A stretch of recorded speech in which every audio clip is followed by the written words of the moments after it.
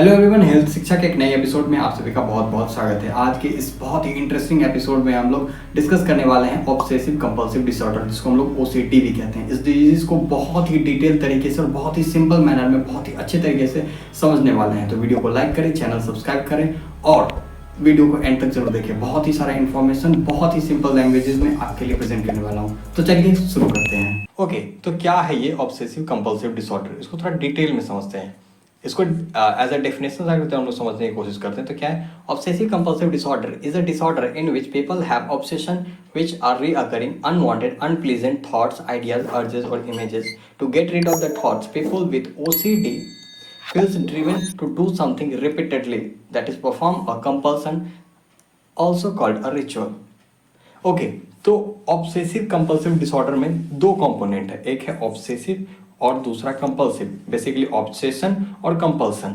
तो इस कंडीशन में क्या होता है, पीपल्स लोगों को जो ओसीडी को सफर कर रहे होते हैं उनमें क्या मिलता है, recurring unwanted unpleasant thoughts, ideas, urges, images, यानी कुछ ऐसी चीजें जो अनप्लीजेंट है, जो बार बार आ रही है, और कुछ ऐसे थॉट्स हैं, कुछ ऐसे इमेजेस हैं जो बार बार आ रही है। और ये ऐसी चीजें हैं कि जो इरिटेशन करती है, यानी उस पर्सन में एंजाइटी लाती है, इरिटेशन करती है। तो वो पर्सन जो ओसीडी को सफर कर रहा होता है, वो पर्सन क्या करता है, उस इरिटेशन से बचने के लिए, उस एंजाइटी से बचने के लिए वहां पे करता है कंपल्सन, जिसको हम लोग एज अ रिचुअल्स भी अंडरस्टैंड कर रहे होते हैं। ठीक है, the obsession and compulsion such as hand washing, cleaning, checking things, mental acts like counting, problematic. They are time consuming. For example, take more than an hour a day, cause a significant emotional distress, or significant interfere with a person's daily activity such as social interaction. Okay, तो यहाँ पे होता क्या है, जो person obsessive compulsive disorder को सफर कर रहा होता है, यानी ओसीडी को सफर कर रहा होता है, उसमें क्या क्या टेंडेंसी दिखता है कि हो सकता है कोई पर्सन जो बार बार हैंड वॉश कर रहा हो, साफ सफाई कर रहा हो, क्लीनिंग कर रहा हो, उसने सामानों को साफ कर रहा हो। इवन कि अगर हाँ आपको क्लीन करना होता है, डस्टिंग कर रहा होता है, यहाँ पे डस्ट जमा है उसको साफ सफाई नॉर्मल पर्सन करते हैं, पर ये पर्सन क्या है, एक्सेसिव यानी एक्सट्रीम लेवल पे जाके कर रहे होते हैं। ठीक है, checking on things. For example, आप एक नॉर्मल पर्सन है जो लॉक एंड की यूज कर रहा होता है, यानी ताला बंद कर रहा होता है, तो चाबी से बंद कर रहा है, एक बार चेक कर लिया कि हाँ वो बंद है या नहीं। पर यहाँ जो ओसीडी वाला पर्सन है वो एक बार चेक करेगा, दो बार चेक कर, तीन बार, यानी वो चेक करके आ रहा है, फिर भी जाके वो चेक कर रहा है, यानी ये चीजें रिपीट हो रही है। अब सोचिए कि एक नॉर्मल पर्सन अपने डे का, अपने इंपॉर्टेंट डे का बहुत ही इंपॉर्टेंट क्रूशियल टाइम किस चीज में वेस्ट कर दे रहा है, वहां पे जाके लॉक एंड की को चेक कर रहा है कि लॉक सही से लगा है नहीं, की सही से उसमें यूज हुआ है नहीं। अब इसी में ये चीजें उलझा रहेगा तो वो अपने डे टू डे लाइफ में कैसे काम कर पाएगा। ये सारी चीजें हैं। Mental acts like counting. अब कोई पर्सन है जो नॉर्मल कंडीशन है कि फॉर एग्जाम्पल अगर नोट हम लोग काउंट कर रहे हैं तो उसे काउंट करते हैं 1 2 3, नॉर्मल कंडीशन है। फॉर एग्जाम्पल अगर क्रिकेट हो रहा है तो वहां पे हम लोग बॉल, रन्स, ये सारी चीजें काउंट कर रहे थे। अब एक प्रॉब्लमेटिक ओसीडी पर्सन क्या कर रहा होता है, काउंटिंग करेगा लेकिन विदाउट एनी सेंस। वहां पे कोई सेंस ही नहीं बन रहा है कि उसके काउंटिंग करने का।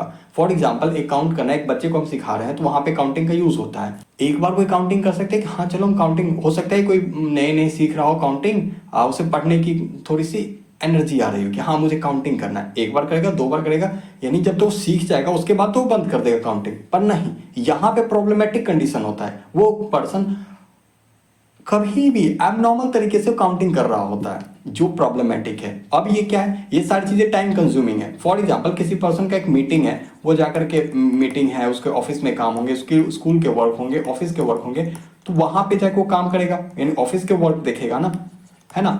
पर जो पर्सन ओसीडी को सफर कर रहा होता है वो इन्हीं सारी चीजों में उलझा रह जाता है। फॉर एग्जाम्पल एक पर्सन है जिसका मीटिंग है फॉर 9 AM से, ठीक है, 9 AM से मीटिंग है।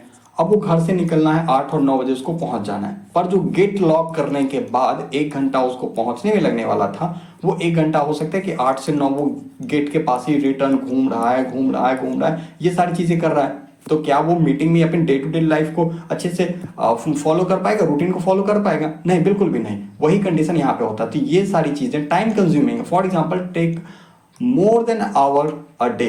अब 1 घंटा से ज्यादा। अब एक जो लोग डायग्नोसिस कर रहे होते हैं, यानी किस पर्सन को हम लोग कह देंगे कि वो पर्सन जो है ओसीडी को सफर कर रहा है, यानी ओसीडी का वो पेशेंट है। क्या हर किसी को कह देंगे कि जो साफ सफाई कर रहा है, जो ताले को चेक कर रहा है, या फिर चीजों को अच्छे तरीके से स्टडी कर रहा है, नंबर को काउंट कर रहा है, क्या उसको हम ओसीडी का पेशेंट कह देंगे? बिल्कुल भी नहीं। वहां पे हम लोग डायग्नोसिस के लिए अलग मेथड्स यूज कर रहे होते हैं, पर यहाँ पे डायग्नोसिस के लिए हम लोग जो यूज करते हैं वो होता है कि कोई पर्सन ये ऑब्सेशन कंपल्सन का ये साइकिल तो चल रहा होता है, उसमें एक इंपॉर्टेंट फैक्टर आता है कि वो अपने दिन का 1 घंटा से ज़्यादा टाइम इन्हीं सारी चीज़ों में लगा रहा होता है। तो हम लोग कह सकते हैं कि वो पर्सन ओसीडी का पेशेंट है, या फिर वो रिस्क फैक्टर या फिर बाउंड्री लाइन पे आ चुका है। तो हम लोग जब डायग्नोसिस को अच्छे से डिटेल में कभी देखेंगे उसमें अच्छे से समझेंगे।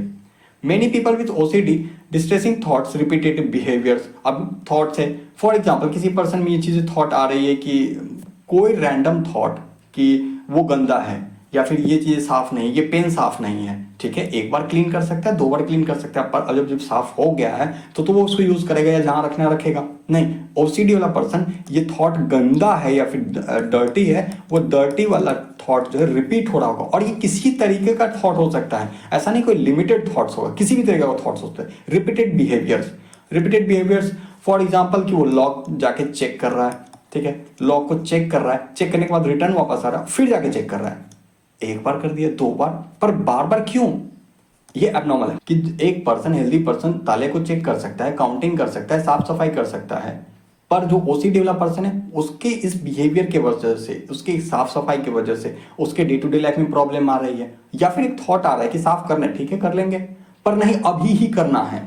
ये इंपल्सिवनेस इतना एक्सट्रीम लेवल पे जा रहा है जो डेंजरस भी हो सकता है, ठीक है, और डेंजरस हो ना हो उसके डे टू डे लाइफ में प्रॉब्लम तो आती ही है। नॉट परफॉर्मिंग बिहेवियर यानी कंपल्सन या रिचुअल नहीं करता है तो क्या होता है, कॉमनली कॉज ग्रेट डिस्ट्रेस, यानी अगर उसको लगा कि पेन गंदा है तो उसको साफ करना है, यानी उसके ये थॉट आ गया, यानी उसके में ये ऑब्सेशन वाला ये थॉट आया, तो थॉट के बाद उसको कंपल्सन कर लेना है। अगर वो कंपल्सन नहीं किया, अगर बैठा रहा कि नहीं नहीं कोई पर्सन उसको बोला नहीं नहीं पेन तो साफ है, अगर वो हो गया, रुक गया किसी पर्सन की वजह से, तो उसके लिए वो और भी ज्यादा डिस्ट्रेसफुल हो सकता है, कॉज ग्रेट डिस्ट्रेस, है ना, यहाँ पे कॉज ग्रेट डिस्ट्रेस। ओके, अब थोड़ा सा और इंपॉर्टेंट चीज एक आता है कि क्या है, OCD currently affects 1 to 2% people of US, यानी यूनाइटेड स्टेट्स में लगभग 1 से 2% लोग जो होते हैं वो ओसीडी को सफर कर रहे होते हैं, जिसमें क्या होता है, among adult slightly more women than men are affected। यहाँ पे स्टडी बेसिस पे लिखा है, यानी कोई रिसर्च हुआ होगा और उस रिसर्च के बेसिस पे यहाँ पे लिखा गया है कि क्या होता है, ओसीडी जो सफर कर रहे होते हैं उनमें ज्यादा कौन सफर कर रहे होते हैं, women than men. OCD often begins in childhood, adolescence और अर्ली एडल्टहुड, यानी ओसीडी का जो साइन एंड सिम्टम्स हैं, जो बिहेवियर है, वो सारी चीजें चाइल्डहुड में दिखने लगता है, या फिर एडोलसेंस कंडीशन में दिखने लगता है, या फिर एडल्टहुड में, अर्ली एडल्टहुड में दिख जाता है। ये है ओसीडी। अब ओसीडी का एक इंट्रोडक्शन के बाद हम लोग समझते हैं कि ऑब्सेशन होता क्या है। ऑब्सेशन को हम लोग अच्छे तरीके से समझे तो ये होता क्या है। Obsession are unwanted, intrusive, recurrent, persistent thought, urges और images that causing distressing emotions such as anxiety, fear, disgust. Most people with OCD recognizes these thoughts.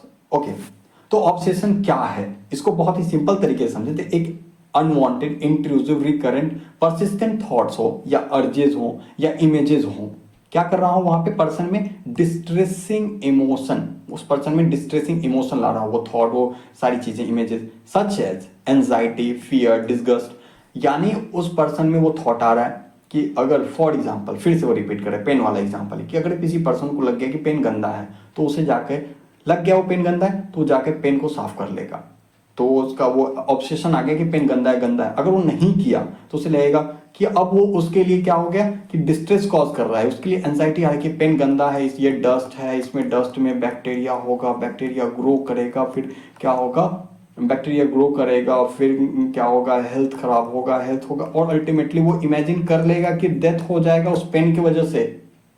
एक नॉर्मल डस्ट उसके लिए डेथ का इंफॉर्मेशन लेके आ जाएगा, और ये गलत है और ये अनहेल्दी है और ये ओसीडी में दिख रहा होता है। तो ये क्या कर रहा होता है, डिस्ट्रेस, यानी बस एक सिंपल सा थॉट उसके लिए कितना एंजाइटी ला सकता है ये हमको दिख गया। Most people with OCD recognises that these thoughts are a product of their mind and they are excessive और अनरीजनेबल। ठीक है, यानी ओसीडी वाले पेशेंट पर्सन को भी पता होता है कि उनके जो थॉट्स होते हैं वो क्या क्या है कि एक्सेसिव हैं, अब जरूरत से ज्यादा है, एक है डस्ट है क्लीन कर लो, पर वो चीजें रिपीट हो रही है, ये गलत है। और अनरीजनेबल का क्या मतलब कि अब उसकी कोई जरूरत नहीं है, बार बार वही चीजें अगर रिपीट हो रही है तो ये तो गलत है। However, the distress that these intrusive thoughts cause can not be resolve by logic और रीजनिंग। ऐसा है कि अगर उस पर्सन को हम समझा दें कि ठीक है आपका ताला जो आप लॉक करके आए हो वो बंद है, वो क्लोज है, पर नहीं, अब वहां पे लॉजिक और रीजनिंग से समझा नहीं सकते कि वो बंद है। वो जाके चेक करेगा, कंपल्सन करेगा, उसके बाद ही शायद उसका डिस्ट्रेस और वो जो एंजाइटी आ रहा है वो कम होगा। Most people with OCD try to ease distress of the obsessional thinking by doing compulsion. और यही बात हम कह रहे थे कि most people with OCD try to ease distress, यानी जो डिस्ट्रेस हो रहा है उसको ईज कैसे करेगा, तो वहां पे वो करता है by doing compulsion. For example, if they are worried that they will be contaminated by touching these things like door knobs that may compulsively or excessively wash their hand, they also try to ignore or suppress the obsession or distract themselves with others activities। ठीक है, अब example क्या है, if they are worried that, अब कोई एक person है जिसको ये पता है कि डोर नॉब को टच करने से उसको उसका हैंड कंटेमिनेटेड हो जाएगा, तो वो क्या करेगा, वो अगर डोर नॉब उसको टच करना पड़ गया तो वो पर्सन कंपल्सिवली और एक्सेसिवली हैंड वॉश करेगा, एक बार दो बार रिपीटेडली तरीके से हैंड वॉश करेगा। और क्या करेगा, try to ignore and suppress the obsession और distract themselves with other activities. अब वहां पे वो डोर नॉब को टच नहीं करेगा, वो क्या करेगा, डोर नॉब को देखेगा नहीं, वहां से वो साइड हो जाएगा। ये सारी चीजें एक्सट्रीम वे में हो रही होती है और इसी को हम लोग कह रहे होते हैं ऑब्सेशन, यानी ऑब्सेशन। समझ गए। अब एग्जांपल्स क्या क्या है, fear of contamination by people और द एनवायरनमेंट। लोगों को ये डर होता है कि कंटेमिनेशन आ जाएगा उनमें लोगों के द्वारा या एनवायरनमेंट के द्वारा। कुछ लोग सोसाइटी में सिर्फ इसलिए जाके बात नहीं कर रहे होते हैं क्योंकि उन्हें लगता है कि लोगों से जब वो बात करेंगे तो उनके थ्रू वो क्या होंगे, कंटेमिनेट हो जाएंगे। ठीक है, और ये कंटेमिनेशन ऐसा नहीं कि वो बीमार होंगे, उनका थॉट इतना एक्सट्रीम तक जा सकता है कि वो कहेंगे कि डेथ हो जाएगा तो हम सोसाइटी में जाएंगे ही नहीं। वो ओसीडी वाले पेशेंट कर रहे होते हैं। डिस्टर्बिंग सेक्सुअल थॉट्स और इमेजेस आ रहे होते हैं उनके दिमाग में, रिलीजियस और ब्लास्फेमस थॉट्स आते हैं उनमें, extreme wording something is not complete. For example कि एक पर्सन होता है कि कुछ काम कर लिया हो पर उसको लग रहा हो कि कुछ तो इनकम्प्लीट है, वो बार बार रिपीट होता है और डिस्टर्बिंग है। फियर ऑफ लूजिंग और डिस्कार्डिंग समथिंग इंपॉर्टेंट। अब कुछ लोगों का डर होता है, अब फॉर एग्जाम्पल एक पर्सन है जिसको एक डॉक्यूमेंट को अच्छे तरीके से रखना है, एक नॉर्मल पर्सन उस डॉक्यूमेंट को अच्छे से, अगर वो पेपर फॉर्मेट में है, हार्ड कॉपी है, तो फाइल में अच्छे तरीके से अरेंज करके कबर्ड में या फिर जो भी अप्रोप्रिएट जगह वहाँ पे रख देगा, अब वो रिलैक्स होगा। पर ओसीडी वाला पेशेंट ये नॉर्मल तरीके से करता ही नहीं है, वो फाइल में डालेगा, कबर्ड में डालेगा और 50 बार जाके चेक करेगा, दिन में 50 बार जाके वो चेक करेगा कि क्या वो सही तरह रखा है कि नहीं, कुछ दिमाग तो नहीं लग गया। मतलब उसको दिन भर में ये थॉट आ सकता है कि वो पेपर में आग तो नहीं लग गया।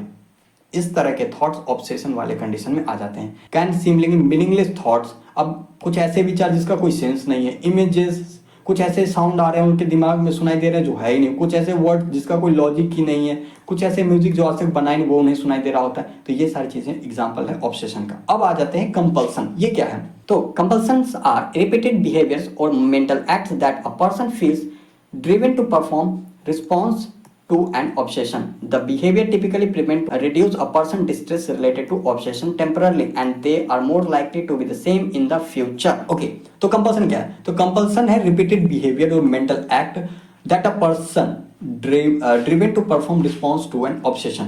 अब हम लोग समझे थे थोड़ी देर पहले कि ऑब्सेशन क्या होता है। ऑब्सेशन ये समझे कि वहां पे पर्सन को एक्सट्रीम थॉट्स आ रहे होते हैं, बहुत डिस्टर्बिंग थॉट्स, इमेजेस आ रहे होते हैं। अब उस इमेजेस या थॉट्स आ गए, वो कंटेमिनेशन वाला कि वो सोसाइटी में अगर जा रहे हैं, तो अगर ये थॉट आ गया कि उनको सोसाइटी में जाने से उन कंटेमिनेशन होगा और वो बीमार पड़ सकते हैं, तो वो नहीं जाएंगे। ये उनके दिमाग में थॉट आया, ये तो सिंपल था। अब एक पर्सन है जिसको लग रहा है कि डोर नॉट टच करने से वो कंटेमिनेट होगा और उसका हेल्थ खराब होगा और वो डेथ तक हो जाए, तो वो क्या करेगा, वो गेट ही नहीं खोलेगा। वो अगर अंदर से ही लॉक होने वाला डोर नॉब है तो हो सकता है वो रूम में बंद हो जाए, बाहर के लोगों को उसको गेट को तोड़ना पड़ जाए, पर उस बोले कि हम डोर नॉब को नहीं टच करेंगे।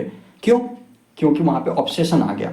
अब क्या होगा कि अगर गलती से वो उस ऑब्सेशन की वजह से अगर गलती से उसको डोर नॉब टच करना पड़ गया, अगर वो किसी वजह से डोर नॉब टच किया, तो हो सकता है वो हाथ धोने में 50 मिनट से लेकर कोई भी टाइम एक्सट्रीम लेवल पे वो जाके हैंड वॉश कर रहा होगा। हो सकता है हैंड वॉश का पूरा डब्बा वो लेकर क्लीन करे, फिर भी उसके दिमाग में थॉट आएगा कि मेरा हाथ साफ नहीं हुआ क्योंकि मैंने डोर नॉब को टच कर लिया है। तो यही हैंड वॉशिंग जो होगा, यही जो मेंटल एक्ट होगा कि उस ऑब्सेशन को, उस एंजाइटी को रिड्यूस करने के जो एक्शंस होंगे, उसको हम लोग कहते हैं compulsion. The behaviours typically prevent or reduce persons distress related to obsession temporarily or they are more likely to same as in future। Same बात कि अगर डोर नॉब टच करने से उसको ये ऑब्सेशन आ गया है कि डोर नॉब टच करने से वहां पे कंटेमिनेशन आएगा और वो हैंड वॉश 50 मिनट तक करता है, तो हो सकता है कि वो अगले बार भी हैंड वॉश उसी तरीके से एक्सट्रीम लेवल पे जाके करेगा। कंपल्सन में be excessive response to directly related to obsession such as excessive hand washing due to the fear of contamination. अब हैंड वॉश अगर कोई 3 मिनट या 5 मिनट में कंप्लीट कर रहा है तो वो जाकर के 15 या 25 मिनट में जाके कंप्लीट करेगा। एक्सट्रीम है, दिन में अगर यही 5 बार कर ले काफी टाइम लगा देगा। In most severe cases a constant repetition of rituals may feel a day making a normal life और नॉर्मल रूटीन इम्पॉसिबल। अब कोई पर्सन एक बार में 75 मिनट तक एक दिन में अगर सिर्फ हैंड वॉश ही करेगा तो normal day to day routine को कैसे फॉलो कर पाएगा? और सिर्फ एक टच के वजह से या 2 टच की वजह से अगर इतना टाइम दे रहा है तो बाकी चीजों को कैसे करेगा? अब अगला एग्जांपल्स हैं कंपल्सन के। एक्सेसिव रिचुअलाइज हैंड वॉशिंग और शावरिंग। सेम बात कि अगर उसको लग रहा है कि बाहर निकलने से कंटेमिनेशन हो रहा है तो वो जाकर के एक हो सकता है कि एक नॉर्मल पर्सन है जो मार्केट गया, वहाँ पे डस्ट वगैरह है, इंडस्ट्रियल एरिया है, तो वो आकर के क्लीन करने के लिए शावर ले सकता है। एक बार लेगा, 2 बार ले सकता है एक पर्सन, पर ये कहेगा कि नहीं हमको 10 बार लेना है, मल्टीपल लेवल और मल्टीपल टाइम्स ये करेगा। क्यों? क्योंकि वो एक गेट से बाहर चला गया, रूम के बाहर चला गया, अब उसका ऑब्सेशन आ गया कि हम रूम से बाहर जा रहे हैं या फिर अपने घर से बाहर जा रहे हैं तो क्या हो गया, हम कंटेमिनेट हो रहे हैं। अब रूम से अगर उसे एक पार्सल लेना है या कुछ भी लेना है सिंपल से सिंपल काम के लिए वो करेगा, पर वो जाके फिर शावर लेगा। क्या वो उस रूटीन को फॉलो कर पाएगा, एक नॉर्मल हेल्दी रूटीन को? नहीं, बिल्कुल भी नहीं। Repeated cleaning house hold objects, एक बार पेन क्लीन कर सकते हैं, 2 बार दिन भर पेन क्लीन ही करे, ये सारी चीजें रिपीटेड है। पीपल विथ ओसीडी में also avoid certain people places situation that cause them distress. हो सकता है कि पीपल, अब हो सकता है सोसाइटी में इसलिए नहीं जाएगा, उसे डर है कि लोगों से मिलेगा तो कंटेमिनेशन होगा। कुछ जगह पे नहीं जाएगा, बोलेगा कि उस हॉल में या उस मार्केट में इसलिए नहीं जाना क्योंकि वो बीमार हो गया था पिछली बार। कुछ सिचुएशंस में ऐसे कि सोशल गैदरिंग्स वगैरह में नहीं जाएगा। Trigger obsession or compulsion. For example, they avoid going out house because they obsess with contaminating the house and family members when they return. हो सकता है कि ऐसा नहीं कि वो सिर्फ खुद के लिए, ये भी सोच सकता है कि वो घर से बाहर गया और उसके फैमिली मेंबर्स वो घर में आएगा और कंटेमिनेशन लेके आएगा और अपने फैमिली मेंबर्स को कंटेमिनेट कर देगा। ठीक है, तो फैमिली मेंबर्स के लिए भी उसे चिंता हो सकती है। किसी भी तरीके का, फिर से रिपीट कर रहे हैं, कोई लिमिट नहीं है, ऑब्सेशन किसी भी एक्सट्रीम लेवल तक जा सकता है। अब इसका ट्रीटमेंट क्या है? अब हम लोग जब ऑब्सेशन समझ गए, कंपल्सन समझ गए, तो इसका ट्रीटमेंट कैसे कर सकते हैं? ट्रीटमेंट में पहला हम लोग यूज कर रहे होते हैं कॉग्निटिव बिहेवियर थेरेपी, जिसको हम लोग CBT भी कहते हैं। ठीक है, a type of cognitive behaviour therapy known as CBT known as exposure and response ritual prevention, जिसको ERP कहते हैं। ये क्या है? Is the first line therapy of OCD। यानी किसी पर्सन को अगर OCD के ट्रीटमेंट के लिए हमको ले जाना होगा तो सबसे पहले हम लोग CBT कर रहे होंगे। उस CBT में आता है क्या? ERP। ये क्या है? Exposure and response prevention. There is more research evidence supporting the effectiveness of ERP for OCD than there is for other kinds of therapy. यानी ERP यहाँ पे काफी इफेक्टिव होता है OCD केस में। यहाँ होता है during treatment session with patient gradually expose to fear avoided situation और images related to obsession exposure without performing the rituals और रिचुअल प्रिवेंशन। यानी किसी पर्सन को अगर ये डर लग रहा है कि फॉर एग्जाम्पल कि अगर वो इस पेन को टच करेगा तो पेन को टच करने की वजह से क्या होगा, वो कंटेमिनेशन में आ जाएगा, तो उस पर्सन को क्या करवाया जाएगा? यहाँ पे है कि एक्सपोजर करवाया जाएगा। ये ना एक्सपोजर किया, पेन लाया जाएगा, कोई भी रैंडम सा पेन लाएगा, उसको टच करवा दिया जाएगा। अब क्या होगा? ये एक्सपोजर हो गया क्योंकि वो पेन टच कर लिया विदाउट परफॉर्मिंग रिचुअल प्रिवेंशन। अब क्या है कि अब जाके वो, क्योंकि वो पेन टच किया तो वो नॉर्मली अपने घर पे क्या करता है, ऑब्सेशन में जब आया जो पेन टच किया तो जाकर वो हैंड वॉश लंबे टाइम तो 10 15 20 25 मिनट तक हैंड वॉश कर रहा है। यहाँ पे क्या किया जाएगा CBT की कंडीशन में कि वहां पे उसको इस चीज से रोका जाएगा। For example, a patient who check stove 30 times before leaving house to prevent fire learns gradually to cut back on the numbers of times they check before leaving. यानी कोई पर्सन है जो अपने घर में जाके स्टोव को चेक कर रहा होता है, घर से निकलने से पहले 30 बार जाके चेक कर रहा होता है, लेकिन यही एक्सपोजर यानी CBT वाला परफॉर्मेंस के बाद क्या होता है, वो 30 से 25 हो सकता है या फिर वो 20 22, फिर ये चीज़ें डिक्रीज करती हैं। ठीक है, by staying in fear situation without doing their rituals without any terrible happening, patients learn that their fearful thoughts are just thoughts and that the fear outcome doesn't even occur even without the rituals। अब होता क्या है कि pen touch करवा दिए, अब उस person को बार बार ये चीज़ें उसको थेरेपी सेशंस में ले जा करके यही करवा रहे हैं। तो पर्सन पेन टच कर रहा है, हर बार पेन को वो टच कर रहा है, पर वो हैंड वॉशिंग नहीं कर रहा, पेन टच कर रहा है, हैंड वॉशिंग नहीं कर रहा, पेन टच कर रहा है। पर जब ये चीज़ें रिपीट हो रही है उसके साथ, वहाँ पे साइकेट्रिस्ट डॉक्टर होते हैं, वो चीज़ों को मॉनिटर कर रहे होते हैं और फिर करवा रहे होते हैं। तो जब वो पेन को टच कर रहा है, बार बार टच कर रहा है, लेकिन वो हैंड वॉश नहीं कर रहा है, हैंड वॉश नहीं कर रहा, पर वो बीमार भी नहीं हो रहा है। अब चूंकि वो बीमार नहीं हो रहा है, तो उसके दिमाग में भी तो ये थॉट आ रहा है ना कि ये बीमार नहीं हो रहा है, यानी पेन टच करने से उसके बीमार होने वाले जो थॉट थे वो गलत थे। तो हो सकता है कि वो पर्सन एक नॉर्मल हेल्दी लाइफस्टाइल को अडॉप्ट कर ले। Using evidence based guidelines, therapist and patient collaborate to develop and exposure plan that, जो कि थेरेपिस्ट होते हैं वो चीज़ों को बहुत ही अच्छे तरीके से प्लान कर रहे होते हैं और उसके बाद फिर उसको एग्जीक्यूट कर रहे होते हैं। और जो भी चीज़ें होती हैं वो प्रॉपर गाइडेंस और रिसर्च बेस्ड होता है, ऐसे नहीं रैंडम चीज़ें।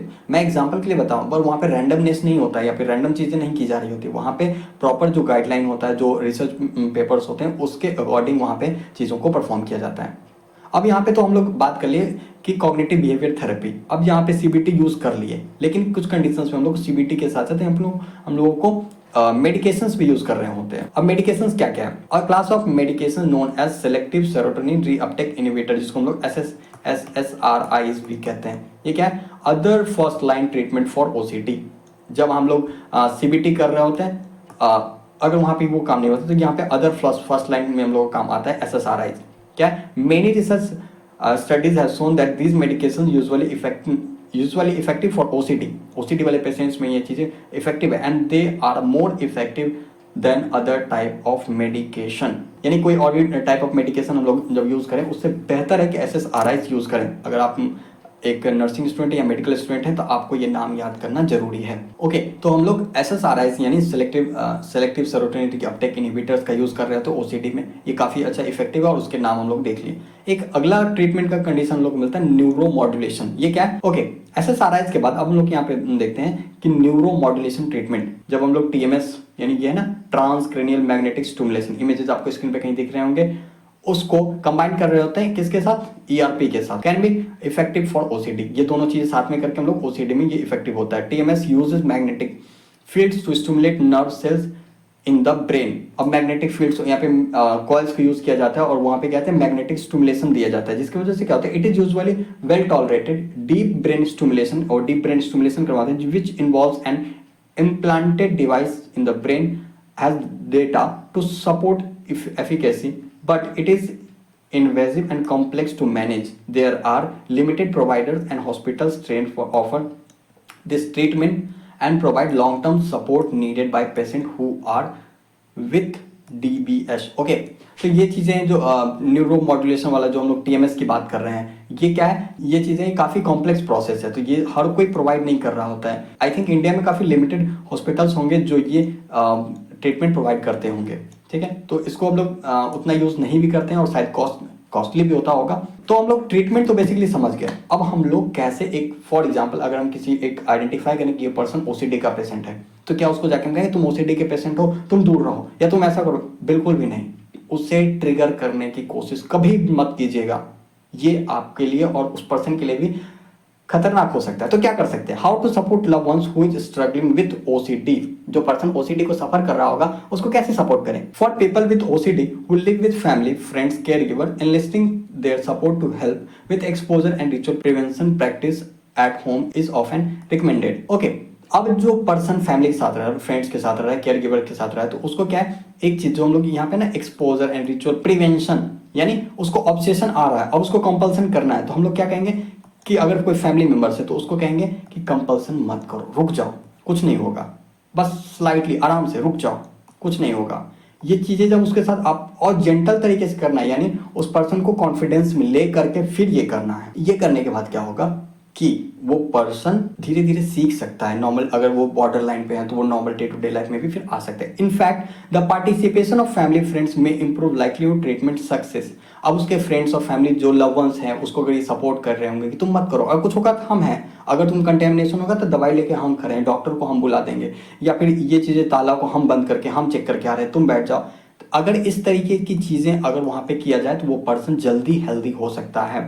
यानी वो उसकी फैमिली और फ्रेंड्स अच्छे से अगर सपोर्ट करें तो वो जल्दी healthy. It is important that family and friends are not accommodate the patient OCD. अब जाहिर सी बात है कि हर कोई हेल्थ प्रोफेशनल नहीं है, हर किसी को हेल्थ के बारे में नॉलेज नहीं है, तो वहाँ उसके फैमिली मेम्बर्स या फ्रेंड्स होंगे, वो उस ओसीडी पेशेंट के साथ एकोमोडेट करना वो नॉर्मल नहीं होगा। For example it is best to not help the patient do rituals और अवॉइड एक्टिविटीज। अगर कोई पर्सन है, कोई अगर फ्रेंड्स और फैमिली मेम्बर्स हैं जिनको हेल्थ के बारे में या इस तरह की नॉलेज नहीं है, तो वो अननोइंगली, क्योंकि इसके कॉन्सिक्वेंसेस भी होंगे, वो उस पर्सन के एंजाइटी डिस्ट्रेस बहुत एक्सट्रीम लेवल तक जा सकता है। अगर आप उस चीज़ को कंट्रोल नहीं कर सकते, अगर आप एक डॉक्टर नहीं, आप प्रोफेशनल नहीं है या आपको एक प्रोफेशनल गाइडेंस नहीं है, तो इस चीज़ को बिल्कुल मत करें। आप उसे जो ऑब्सेशन आ रहा है उसको रिचुअल्स को करने दें और फिर आप इस चीज़ को एक हेल्थ प्रोफेशनल के पास लेके जाएं। और therapist can help family members और friends to support their loved ones without accommodating their OCD symptoms. Self care में क्या क्या है? Maintaining a healthy lifestyle by itself is not sufficient treatment for OCD। एक पर्सन को कह दे कि आप हेल्दी लाइफस्टाइल को जियो और आपका OCD सिम्टम्स कंट्रोल में आ जाएगा, तो ये सफिशियंट नहीं है, नॉट सफिशियंट। SSRIs या SSRI medications और other cognitive behaviour therapy, exposure and response prevention ये जरूरी रहेंगे। बाय मेंटेनिंग हेल्दी लाइफस्टाइल में help in coping OCD has many good benefits. यानी अगर आप CBT कर रहे हैं, यानी कॉग्निटिव बिहेवियर थेरेपी कर रहे हो या फिर SSRIs ले रहे हो, उसके साथ अगर आप हेल्दी लाइफस्टाइल को रख रहे हैं तो वो आपको हेल्प करेगा। Getting enough quality sleep, eating healthy food, exercising, spending time with others can help to improve overall mental और फिजिकल हेल्थ। यानी ये सारी चीज़ एक्सरसाइज करने से, अच्छे टाइम स्पेंड करने से, क्वालिटी टाइम स्पेंड करने से, हेल्दी खाना खाने से, ये सारी चीज़ें से आपको ओवरऑल मेंटल और फिजिकल हेल्थ अच्छा होगा। By using relaxation techniques when not using exposure exercises. जब हम लोग एक्सपोजर करें वो उस टाइम की बात नहीं, यानी जब हम लोग को ऑब्सेसिव थॉट आए तब आप जाकर उसको यहाँ पे रिलैक्सेशन टेक्निक्स मत यूज करवा लेना। वहाँ पे क्या होता है, सच एज, जब यहाँ पे ऑब्सेशन वाला नहीं हुआ तो क्या, such as meditation, yoga, visualisation, massage might help easing stress and anxiety that OCD causes. यानी ये सारी चीज़ें, योगा हो गया, मेडिटेशन हो गया, हेल्प कर सकती है OCD के स्ट्रेस को, सिम्टम्स को कम करने में। आई होप आपको आज का ये लेक्चर अच्छा लगा होगा। अगर वीडियो पसंद आए तो लाइक करें। हाँ, आपको अगर कोई थॉट आ रहा है, ये चीज़ें कितनी कॉमन है या आपको आसपास देखने को मिलती है, या फिर किस पेशेंट से आपका कभी कोई सामना हुआ हो, या फिर जो भी आपके थॉट है, फीडबैक है, प्लीज़ प्लीज़ प्लीज़ आप कमेंट सेक्शन में उस चीज़ को जरूर लिखें। मुझे बहुत ही इंटरेस्ट होगा कि आपके कमेंट्स को पढ़ूँ और इन चीज़ों को जानूँ और नई चीज़ें एक्सपीरियंस करूँ। तो आपको जो भी चीज़ें हैं प्लीज़ कमेंट करें, चैनल को सब्सक्राइब करें। मिलते हैं नेक्स्ट वीडियो में, धन्यवाद। और हाँ, इससे रिलेटेड मैंने एक रील्स भी अपलोड किया है जो इंस्टाग्राम पे आपको मिल जाएगा, इंस्टा आदि हेल्थ एंड साइंसेज पे। आपको इसका लिंक डिस्क्रिप्शन में मिल जाएगा, तो जाके जल्दी से जल्दी फॉलो करो। उस पर भी काफ़ी इंटरेस्टिंग शॉर्ट वीडियोज़ और रील्स अपलोड हो रहे हैं। और हाँ, आगे भी कुछ अच्छे प्लानिंग्स हैं तो वो भी आएंगे, तो जाके अभी फॉलो कर लें।